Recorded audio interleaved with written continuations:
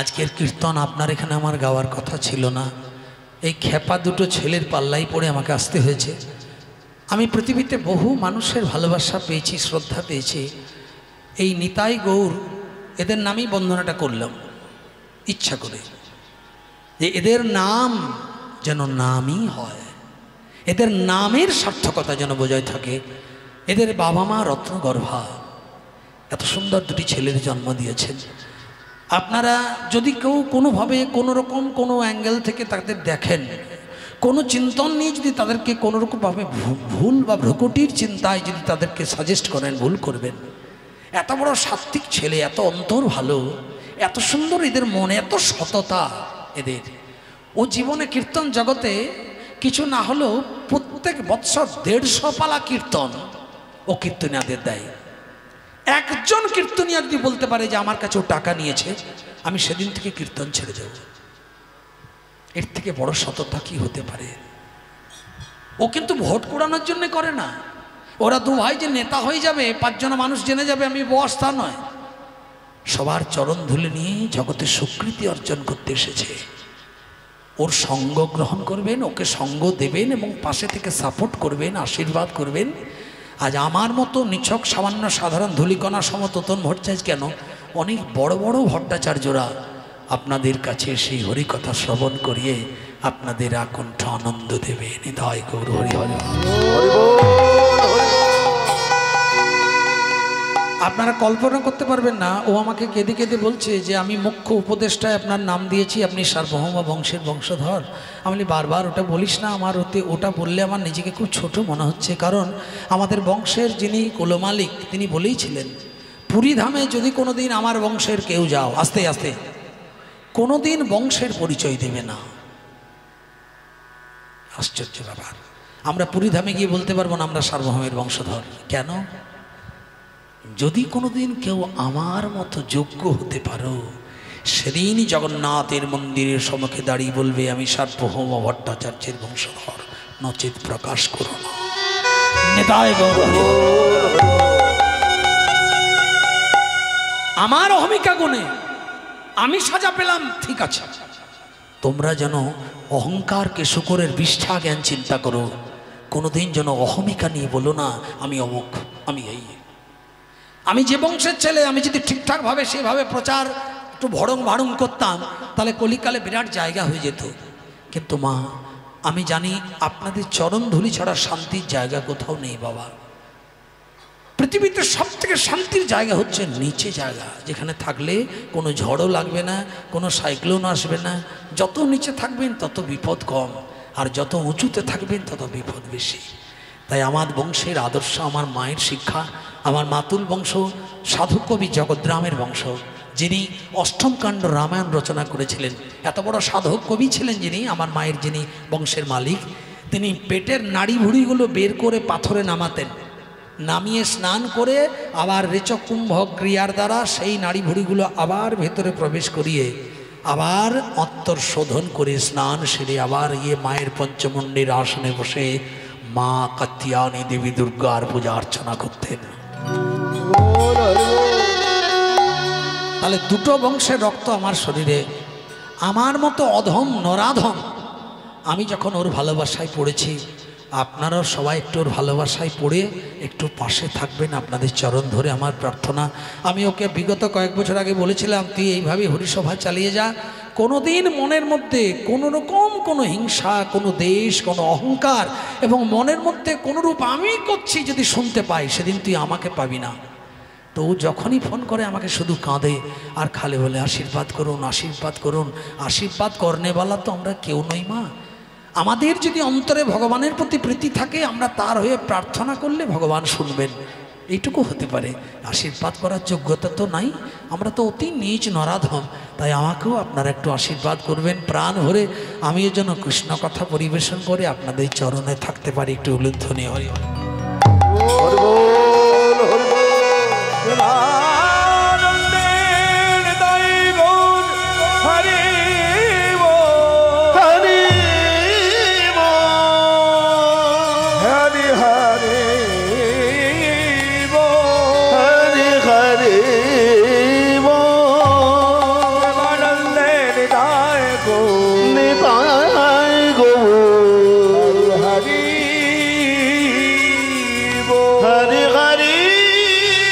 উলুধ্বনি হরি হরি।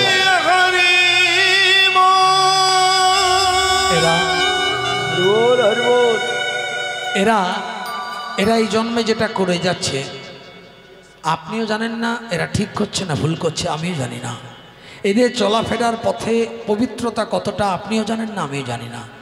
যদি এদের পবিত্রতা রেখে এরা ভগবানের নাম গুণগান এইভাবে করছেন, অগণিত ভক্ত বৈষ্ণবের সঙ্গ ঘটাচ্ছেন, সবার উপস্থিতি অনুভব করছেন, তাহলে এই জন্মের স্বীকৃতি গুণে এদেরকে আর এইভাবে আসতে হবে না, পরজন্মে এদের স্থান অনেক উৎকৃষ্ট করলে হবে।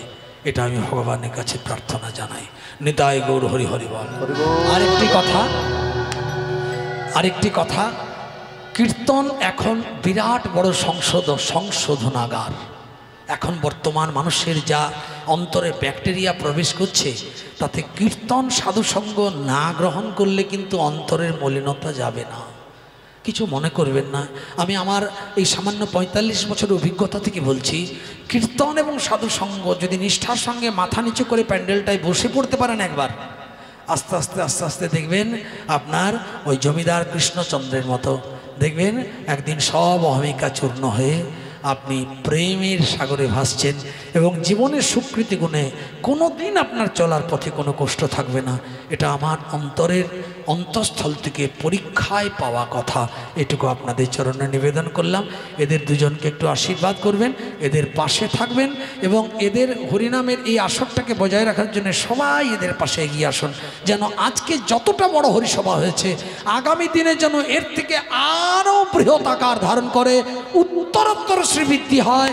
অগণিত দূর দূরান্তের ভক্ত বৈষ্ণবের চরণ ধুলিতে যেন অভিনব বৃন্দাবনের আনন্দ সাধন হয়। হরি হরি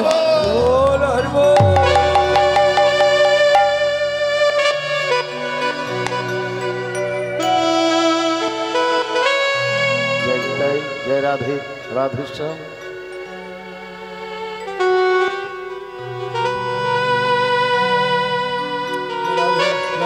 যাই হোক, এই সুন্দর জায়গাটাকে কেউ কখনো অন্যভাবে নেবেন না। সবাই জানবেন যে আমাদেরও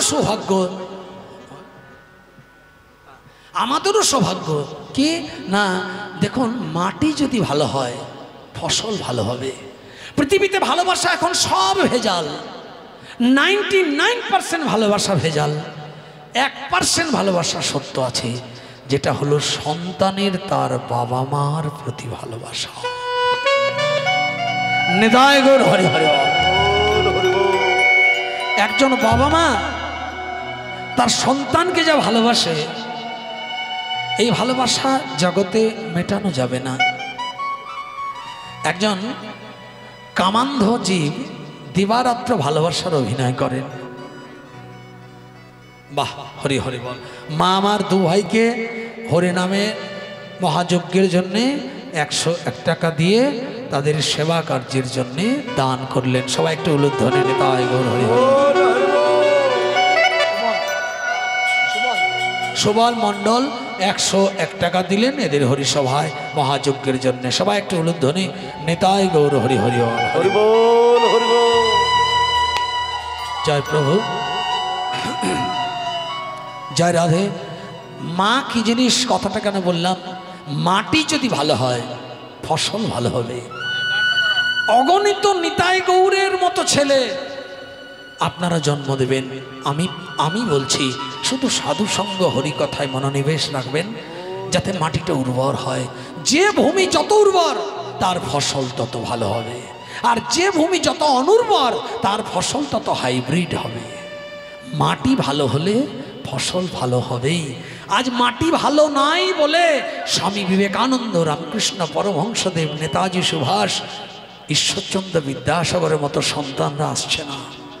মনে রাখবেন মা, হেলিকপ্টার যেখানে সেখানে নামতে পারে না, একটা এরোপ্লেন যেখানে সেখানে নামতে পারে না, তার জন্যে এলোড্রাম করতে হয়।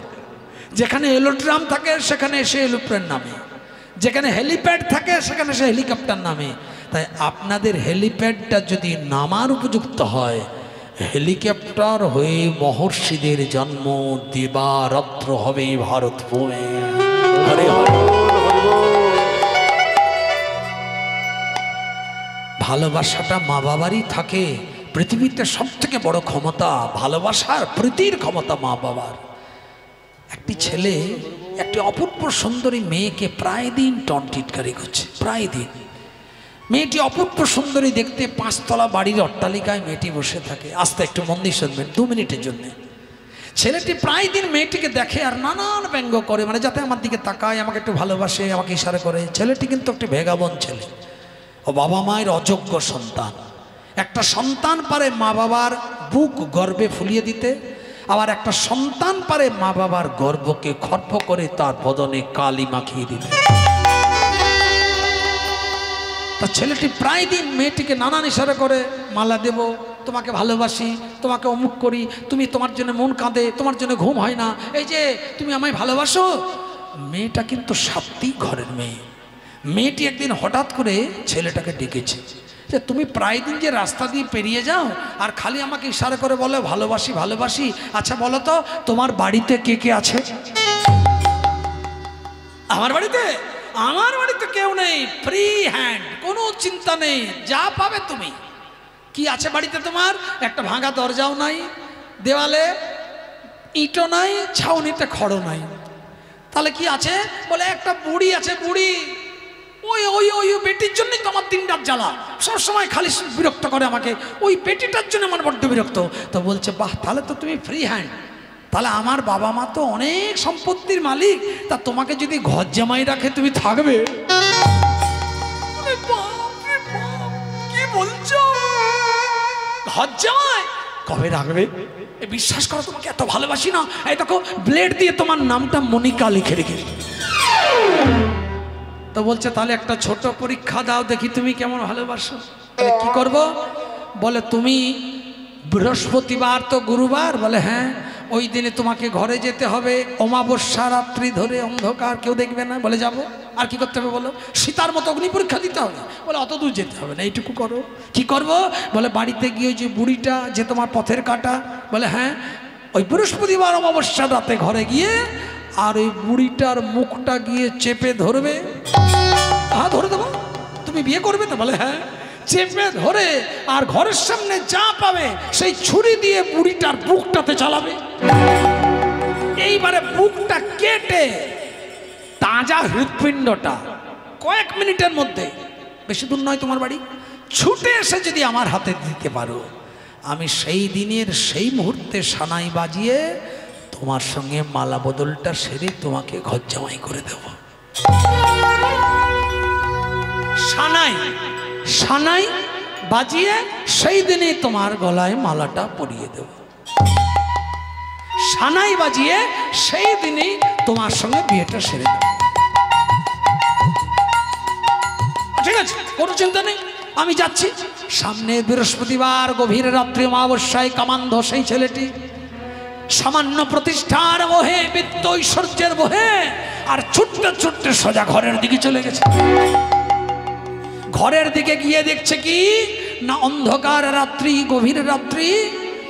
বুড়ি মাটি তখন পরের দরজায় দরজায় মুড়ি ভেজে ভেজে কিছু রোজগার করে, আর সেই পয়সা দিয়ে আটা কিনে নিয়ে ছেলের জন্য কটা রুটি করে একটা ট্যাপড়া টিনের থালা, ভাঙা চোরা থালার মধ্যে 2-3টে রুটি আর একটু পোড়া পোড়া আলু ভাজা করে, আর থালাটি বুকে নিয়ে মা আমার পা দুটি মেলে এই খোকা আসছে, এই খোকা আসছে প্রতীক্ষায় বসতে বসতে দেওয়ালে হেলা দিয়ে ঘুমিয়ে পড়েছে।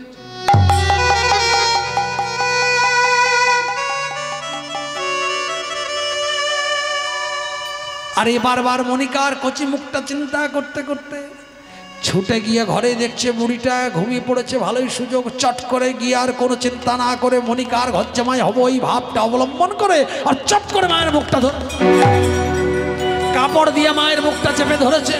চেপে ধরার পরে সামনে ছিল একটা ধারালো বটি, সেই ধারালো সবজি কাটা বটিটা নিয়ে বারংবার মায়ের মুখটা আঘাত করছে।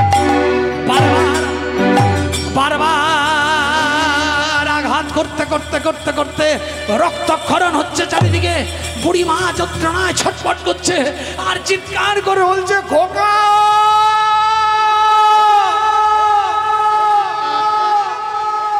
খোকা তুই কোথায় রে, আমাকে বাঁচা খোকা।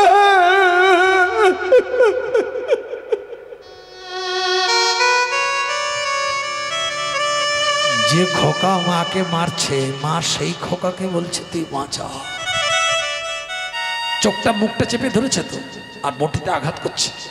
আঘাত করার পর যন্ত্রণায় বুড়ি মা বার্ধক্যের দরজায়, কত শক্তি, তাড়াতাড়ি মরণ যন্ত্রণা সহ্য করতে পারলো না, শেষ হয়ে গেল। মুখটা কেটে হৃৎপিণ্ডটা নিয়ে আর সে মনিকার 5 তলার ঘরের বিল্ডিং এ গিয়ে ঢুকেছে। আর যেই ঢুকেছে, ঢোকা মাত্রই হোঁচট খেয়ে পড়ে গেছে। মনিকা দাঁড়িয়ে আছে দরজার সামনে, হৃৎপিণ্ডটা কাঁপতে কাঁপতে। ছেলেটা পায়ে হোঁচট খেয়েছে, জীবনে কোনোদিন মা বলে না, বুড়ি বলে ডাকে, বুড়ি। সেদিনে হোঁচটটা খাওয়া মাত্রই একটু লেগেছে নখে। ছেলেটা বলে উঠছে মা গো। ছেলেটা যখন মা গো বলছে, তখন হৃৎপিণ্ডটা কাঁপতে কাঁপতে বলছে, খোকা আজ বহুদিন পর তোর মুখে আমি মা ডাক শুনলাম খোকা রে। খোকা নিশ্চয়ই তোর কোথাও ব্যথা লেগেছে। তোর কোথায় ব্যথা লেগেছে বল, আমি আমার স্নেহের হাত বুলিয়ে দেব।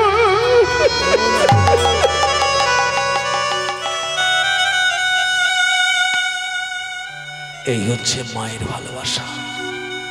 মৃত্যুর মুখে দাঁড়িয়ে তখনও বলছে খোকা এমনি করে মা বলে তো ডাকুনি কোনোদিন, আজ হঠাৎ ডাকলে যখন নিশ্চয় তোমার কোথাও কষ্ট হয়েছে। খোকা তোর কোথায় আঘাত হয়েছে বল, আমি একবার হাত বুলিয়ে দিই। আরে আরে মা আমাদের কাছে কি, কোন সম্পদ মা আমাদের কাছে? ভয় পেলে, ব্যথা পেলে মুখে আসে মা,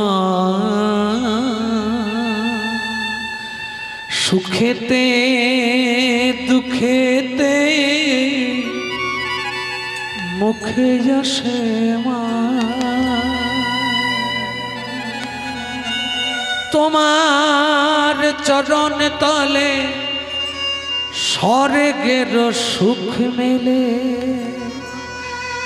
তার চেয়ে আনন্দ মা ডেকে। দেখুন অনেক মা কাঁদছেন, এটাই সত্যি। যতবার দেখি মা গো তোমায়, সাধ মেটে না কভু তোমায় দেখে। সবাই বলে ভগবান সুন্দর, কিন্তু হবে না তো সুন্দর ওমা তোমার থেকে। যতবার দেখি মা গো তোমায়, উলুধ্বনি মা মা গো মা, ও গো মা মা গো মা, মা মা গো মা, উলুধ্বনি হরি হরি মা গো মা, ও গো মা জননী স্নেহময়ী মমতাময়ী, মা মা গো মা। জোরে উলুধ্বনি মায়েরা হরি হরি মা গো মা, মা মা গো মা, মা মা গো মা। আমার মায়ের 72 বছর বয়স। এখনো পর্যন্ত যদি রাত্রি 2:30টায় কীর্তন করতে বেরোই, আমার মা 2:30টার সময় সারা শরীরে স্পন্ডালাইটিস, হাইটারনিয়া, চোখে দেখতে পায় না, কেঁদে কেঁদে চোখের জল। ওই যে আমি বাইরে থাকি, আমি একটি ছেলে। আমার মা গাড়িটা ধরে এমনভাবে দাঁড়িয়ে থাকেন, মনে হচ্ছে মায়ের সর্বশক্তি